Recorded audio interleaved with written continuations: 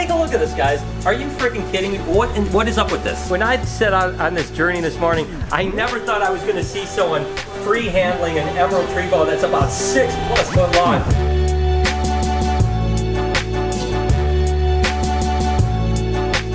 Hey, good morning, everybody. Welcome to the vlog.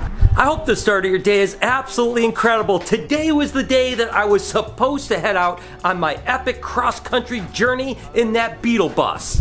But as it works out, the trip got delayed because, you know what? A 1967 Volkswagen Beetle bus doesn't travel across country with a broken transmission. So the good news is that we had some tests done before we left and the transmission wasn't working right. They tried to fix it all night, but unfortunately they couldn't get it fixed. That's okay. The trip is still going to happen. It's just going to be delayed a little bit. We have so much going on over the next short while. It gives me an opportunity to do some other things. With that said, I am super excited about today because me and Lori are still going to go and do the first leg of the trip, which was down to Indianapolis to a friend of mine's place that has an amazing collection. So we're just going to do a little day-and-a-half trip down there and check it out and see what it's all about. We're going to bring you guys along. So what do you say that we have an amazing day together? And do me a favor, down in the comments, let me know how the start of your day is and what's going on with you guys today. And while you're down there, smash that like button. What do you say we get on the road for this 5.5-hour journey and go take a look at some amazing animals? It's going to be an absolutely incredible trip.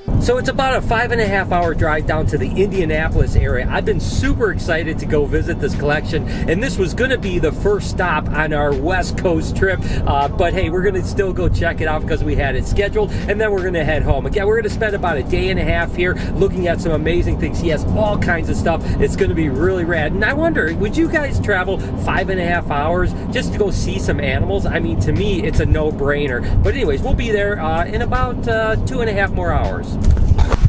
So I am here at my buddy Forrest and Desiree's place. What an amazing collection. We kind of tooled around for a few minutes and I realized myself, it is absolutely incredible. One of the coolest emerald tree boa, green tree pythons, and all kinds of other stuff. Amazing corn snakes. This is going to be incredible to show. But today, because we're kind of limited on time, we're probably going to just show off some really amazing emerald tree boas and some green tree pythons, and we'll see what else we get into. But regardless, this place is ridiculous. I cannot wait to share. Look at this right here. Oh my gosh, I don't even know where to start. So Forrest, tell me what you got going on here, man. So some of the proudest animals in my collection are from my late great friend Rico Walder. Oh, he's an amazing man. Yeah, he was the best northern emerald tree boa breeder that ever lived. He bred 10 pairs one year and got 10 litters. So. Yeah, which is ridiculous because breeding even one litter is difficult. So to do 10 out of 10, that is mastery. But this thing here is ridiculous. What is this? This is from the Miss Willie line. It's the most desirable line in pure northern emerald tree boas.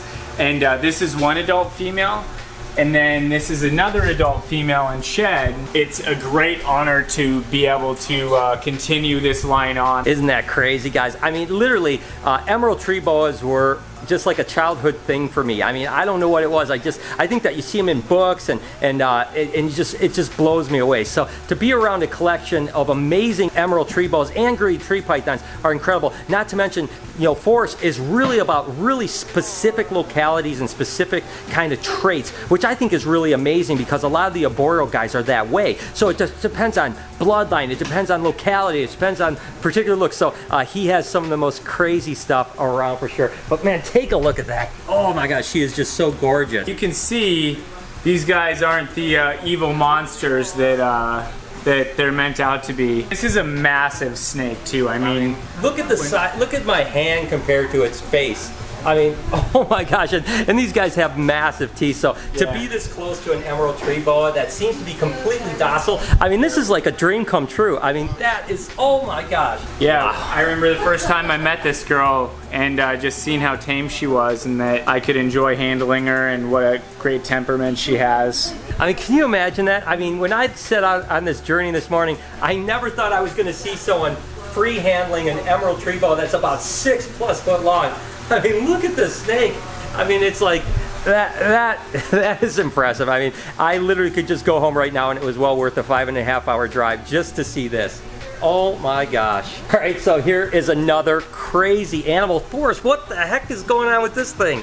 You know, every time you get that animal where you think, okay, this is it, this is the ultimate animal, I'm never gonna get anything better than this. When I found this melanistic, pure northern emerald tree boa, it's just one of those moments where you'll never forget it in your life. And this is a truly melanistic emerald tree boa. Think about that. I mean, this is, again, a northern emerald tree boa, but it's the black, how dark it is like that. That's what they would call melanistic, which, again, melanin is the black pigment. So you see it's got an increased amount of black pigment. And this is, I mean, this is as rare as it gets. I mean, this might be the only one in the world, right? You said there was 3 originally? There's supposed to be 2 more in Europe, but nobody's seen pictures of them in years. They're females. So the goal here will be to breed this one into Rico's Miss Willie line. I mean, I hope that Forrest is successful reproducing this, but this is, again, you know, you got to remember, as we're looking at, you know, emerald tree boas and green tree pythons, there are projects that are going to take Forrest 8 or 10 years before he gets to the point where he can see the fruition. So this is really a passion project. I mean, it's not about the money, it's not about anything other than the fact that Forrest is just obsessed with getting these beautiful and the most beautiful specimens,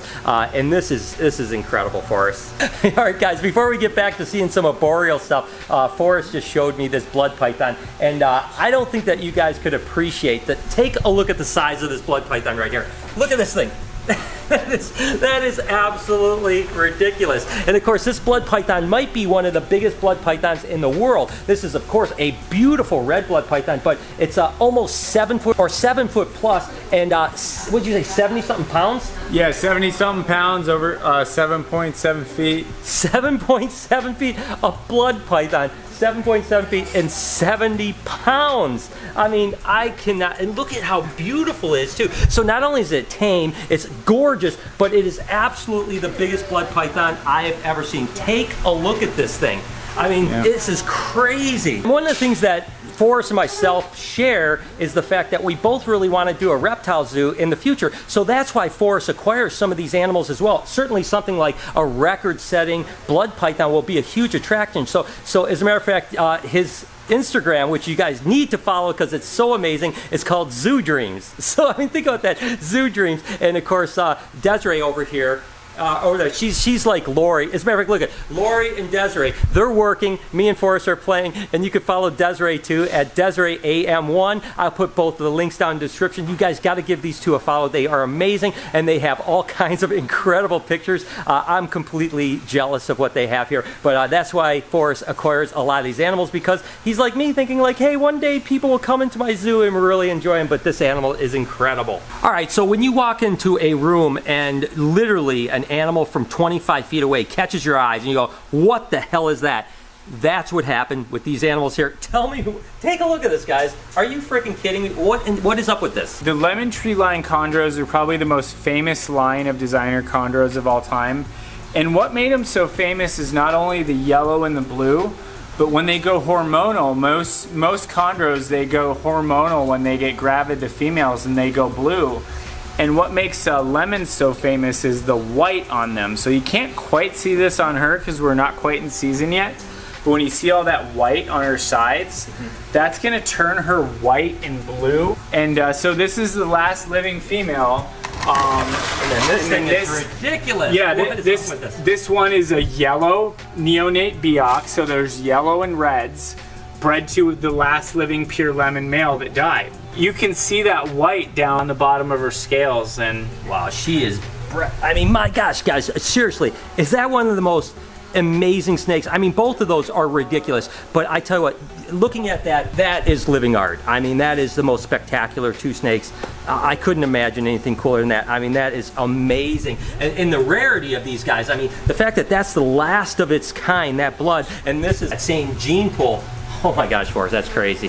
Another one that caught my eye from across the room were the Kofi Island canaries. The canaries are the ones that say yellow. Now, green tree pythons typically are either red or yellow as babies. Most of them are yellow, and then they turn green as they get bigger. The Kofi canaries actually stay yellow. So take a look at that thing right there.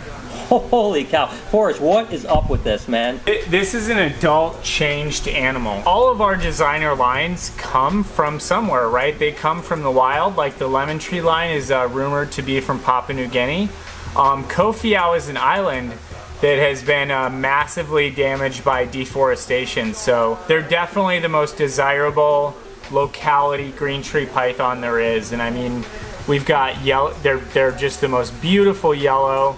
They've got white on them. Hopefully we can work on that deforestation issue and do some reintroduction and get these guys back to where there's a stable population on Kofiau Island. Think about that, guys. I mean, this is what I always talk about captive breeding, right? Is the fact that, you know, a lot of people just think it's the commercial side, but the truth is it's also the conservation side. The fact that forests and other people that are working with like Kofiau Islands that basically are non-existent in the wild, eventually we can reintroduce them to Kofiau Island if we can get the deforestation under control. So just think about that. It's not just about like selling snakes or doing things. It's about really, you know, preserving future generations. And take a look at this thing right here. Oh my gosh, what is this? So this one's just a personal, a personal friend of mine. Yeah, he looks like he likes you. Yeah, this one, me and my best friend Cody, about 10 years ago, got into green tree pythons together, and we both ordered them at the same time. And I got this Biak Island green tree python 10 years ago. It's a female. And this is your first green tree? This is my first green tree python, yeah. Biaks have an enhanced feeding response, like a Cuban crocodile. They're not necessarily mean animals, but food is very scarce and they live in a very rough environment. So when there's a chance to feed, they're gonna strike, but they can be handled. It just makes me proud to say that I've had this animal for 10 years.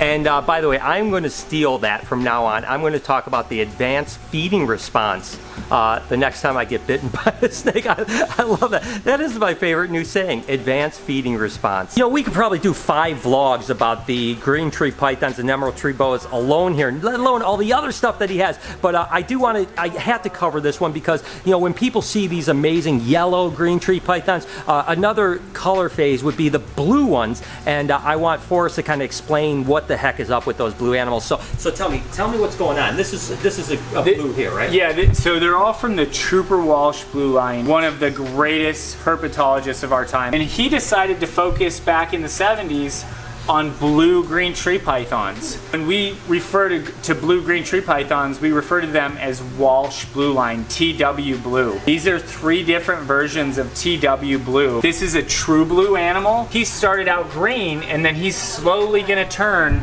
solid blue. This animal is from a guy named David D in Colorado. He bred a true blue to a true blue with some of the best genetics ever. And this one went straight blue, so it's a super blue. And then this is a male true blue. So these are all Walsh line Trooper blues. So now Forrest is basically giving us the whole kind of education on the blue green tree pythons. But what's really amazing is that Trooper had certainly developed that line of blues, but Forrest is trying to work on his own line, and I cannot wait to hear, because this thing is spectacular. What is the deal with this one now? I think this is the most amazing blue snake to ever come out of Indonesia. This is like the 4th or 5th real blue male. My dream would be that this would be the Forrest Fanning blue line, but it's gonna take me 10, 15 years to breed him out to a pure Jayapura, which is what he is, and then I gotta breed him back to his babies and see if this could possibly be a genetic trait. That thing is crazy, and just think about that, guys. I mean, Forrest is so committed to his craft that he's willing to start a project knowing that it's gonna take 10, 15 years, and then if he does prove it out, he deserves the right to have it called Fanning line. That to me is what really makes the difference between guys that are doing it for the passion of it and the guys that just jump into animals to make a quick buck. Obviously Forrest isn't in it to make a quick buck because he's so unbelievably committed to it, and that animal is amazing, and I tell you what, we need more people like you, Forrest. I appreciate it. Guys, I tell you what, it has been an amazing time. And again, we could spend the next 10 hours here looking at animals. I think that I'm going to have to make a trip back. Forrest is actually doing a couple new buildings as well as, like, you know, making a bunch of new cages in this building, a new bunch of stuff. So he's still kind of, you know, he's in the rearranging phase right now. So I want to come back in the next few weeks and really kind of show off his amazing collection all the way around. But right now, I tell you what, this vlog could be 25 minutes.